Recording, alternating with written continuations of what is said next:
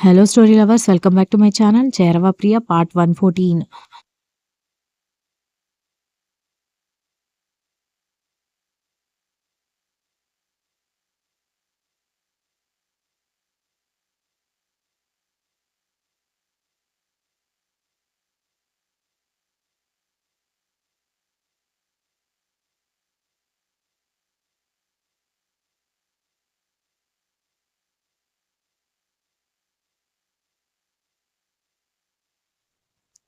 ఐశ్వర్యకి విజ్జు కంపారిజన్‌కి ఇంకా ఏం మాట్లాడాలో కూడా అర్థం కాక తల పట్టుకుంటే సంగీత, సంజయ్, ఐశ్వర్య ఎక్స్‌ప్రెషన్స్ చూసి నవ్వుతూ ఉంటే, పిల్లలు మాత్రం వాళ్ళ గొడవలో వాళ్ళు ఉండేసరికి ఈలోపు పిల్లల పేరెంట్స్ కూడా రావడంతో అన్నీ హాల్‌లోనే అరేంజ్ చేస్తే అక్కడున్న పెద్ద బాక్సుల్లో ఉన్న చాక్లెట్స్ ఎవరికి నచ్చింది వాళ్ళు ఒక్కొక్కటిగా తీసుకుంటూ ఉంటే, పిల్లలు నో చీటింగ్.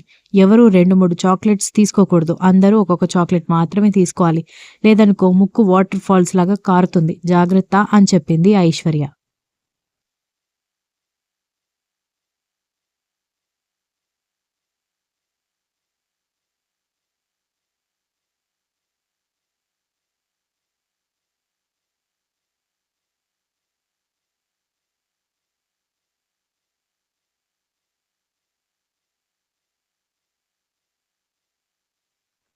ఐశ్వర్య అందరికీ సమోసాలు తినని వాళ్ళకి ఎగ్ పఫ్స్ ఇస్తూ ఉంటే, పిల్లలు పేరెంట్స్ అందరూ మాట్లాడుతూ తింటూ ఉన్నారు.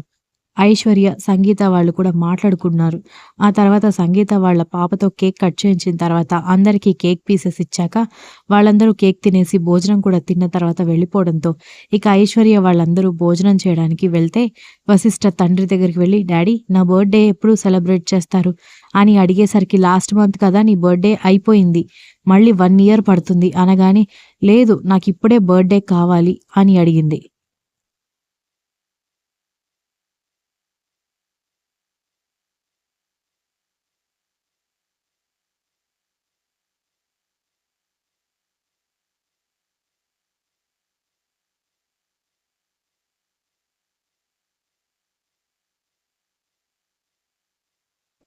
బర్త్‌డేలు అలా నెలకొకసారి చేసుకోవడం కుదరదు బంగారం. సంవత్సరానికి ఒక్కసారి మాత్రమే వస్తాయి అనగానే, "లేదు మమ్మీ నేనిప్పుడే బర్త్‌డే చేసుకుంటాను" అని అంటూ ఉంటే, "చెప్పిన మాట వినిపించుకో.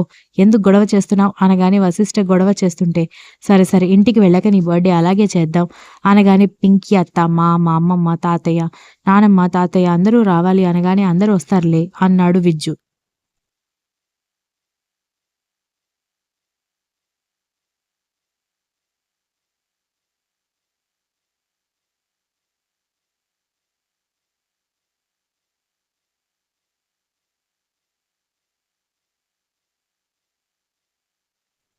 దాంతో వశిష్ఠ అప్పటికి సైలెంట్ అయిపోవడంతో, "నువ్వింకా ఇక్కడే ఉండొచ్చు కదమ్మా! 5వ నెల గర్భవతివి.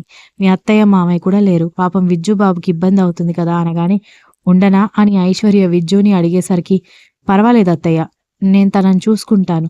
ఇంట్లో ఇద్దరు కేర్ టేకర్స్ కూడా ఉన్నారు" అని విజ్జు చెప్పడంతో, సంజయ్ నవ్వుకుంటూ, "చెల్లిని బావగారు పంపిస్తారని అనుకుంటున్నావా నువ్వు? చెల్లి లేకుండా ఆయన ఉండలేడు కదా!" అని అనగానే అందరూ నవ్వుకుంటూ ఉంటే, "అదేమీ లేదు. సడెన్‌గా హాస్పిటల్‌కి తీసుకువెళ్ళాలంటే వెహికల్ సపోర్ట్ ఉండాలి కదా!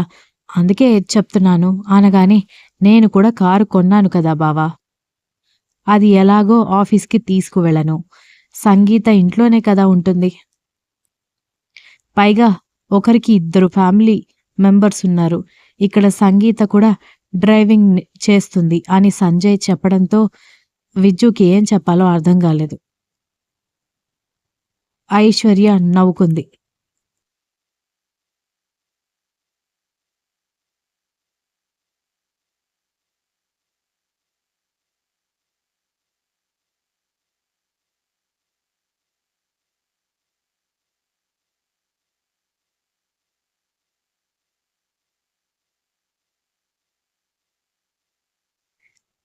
డాడీ తమ్ముడు పుడతాడా? చెల్లి పుడుతుందా? అని వశిష్ఠ అడిగేసరికి, "నీకెవరు కావాలి?" అని అడిగేసరికి బాగా ఆలోచించి తమ్ముడు అని చెప్పగానే, "ఎందుకో చెల్లెలు పుడితే ఏమైంది?" అని అడిగేసరికి, "నేను ఆల్రెడీ అమ్మాయిని కదా డాడీ! ఇంకొక అబ్బాయి కూడా ఉంటే బావుంటుందని" అనగానే, "అబ్బో! దీనికి తెలివి బాగా ఉంది. మాటలు నాలుక మీదే ఉంటాయని" అంది ఐశ్వర్య వాళ్ళమ్మ.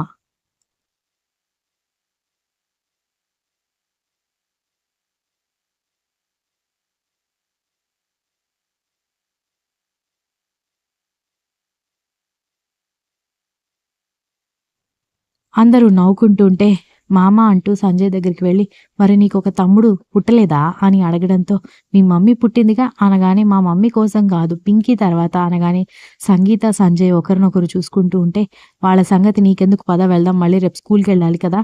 అని ఐశ్వర్య అనగానే, "బాబు ఒకసారి ఆలోచించండి.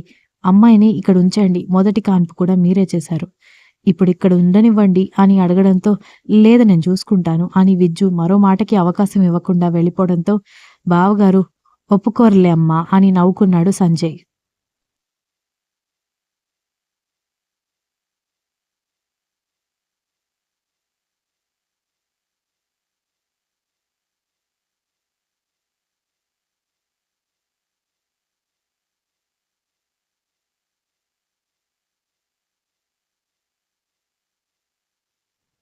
ముగ్గురు బయటకొచ్చి కారులో ఎక్కిన తర్వాత అందరూ మళ్ళీ కలుద్దాం అనుకున్న తర్వాత ఐశ్వర్య, విజ్జు బయలుదేరితే, "ఒకవేళ నేను ఒప్పుకుంటే అక్కడే ఉండేదానివి కదా!" అనగానే, "ఉండేదాన్ని.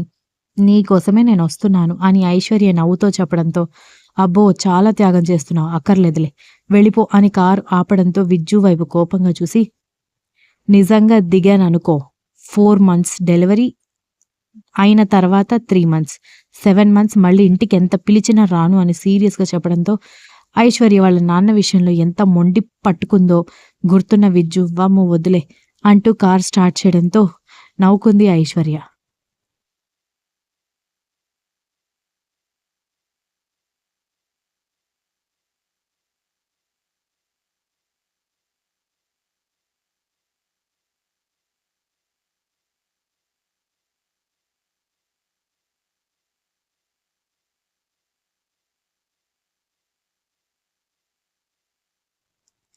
"మమ్మీని వెళ్ళనివ్వచ్చు కదా డాడీ! ఎందుకు ఆపేసావు? మంచిగా నాకు కావాల్సినవన్నీ కొనివ్వచ్చు" అని వశిష్ఠ అనగానే, "దీని బాధ దీనిది. నేను వెళ్తే బాగా ఐస్ క్రీము, కేకులు తినొచ్చని ప్లాన్ చేస్తోందని" కోపంగా కూతుర్ని చూడ్డంతో, తల్లి తన ప్లాన్ కనిపెట్టేయడంతో దొంగ చూపులు చూస్తూ ఉంటే, వాళ్ళిద్దరిని చూసి నవ్వుకున్నాడు విజ్జు.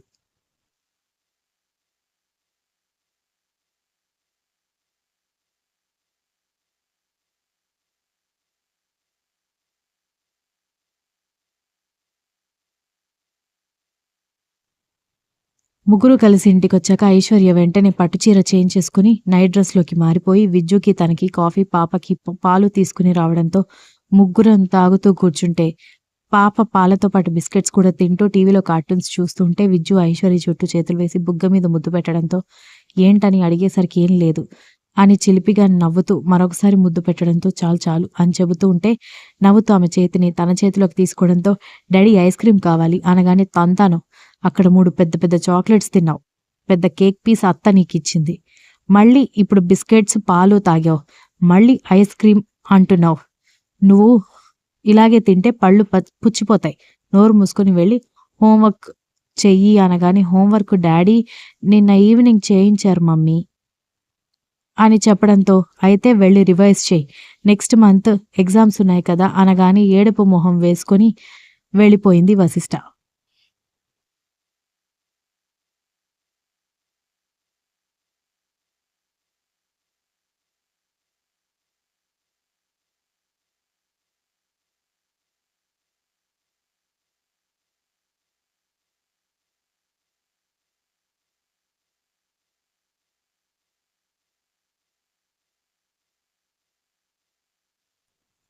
ఎందుకు ఎప్పుడు చదువు చదువని తన వెంట పడతావు?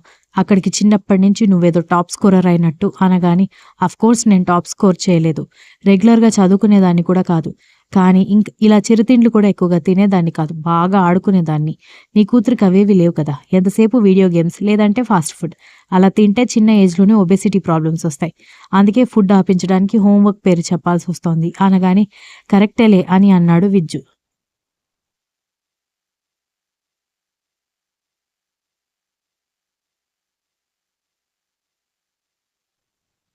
Continues. If you like the story, please like, share, comment, and don't forget to subscribe.